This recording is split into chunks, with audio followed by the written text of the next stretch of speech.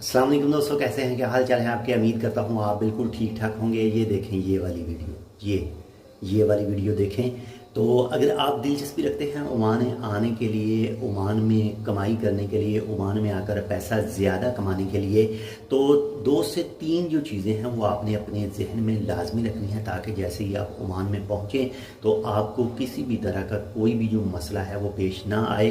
आपने क्या करना है, आपने जो है कोई भी जो हुनर है जिसमें आपकी दिलचस्पी हो, वो हुनर आपने लाजमी सीखना है अपने मुल्क में, ताकि आपको ओमान में पहुंचकर या फिर किसी भी गल्फ़ कंट्री में पहुंचकर ज़्यादा जो है वो मुश्किलात का सामना ना करना पड़े। आपके पास हुनर मौजूद होगा तो आपको ज़्यादा जो है किसी की मोहताजी करने की ज़रूरत नहीं पड़ेगी। जैसे ही आप ओमान में पहुंचेंगे, आपके पास हुनर मौजूद होगा तो आप जल्दी से अपना रोज़गार स्टार्ट कर सकते हैं।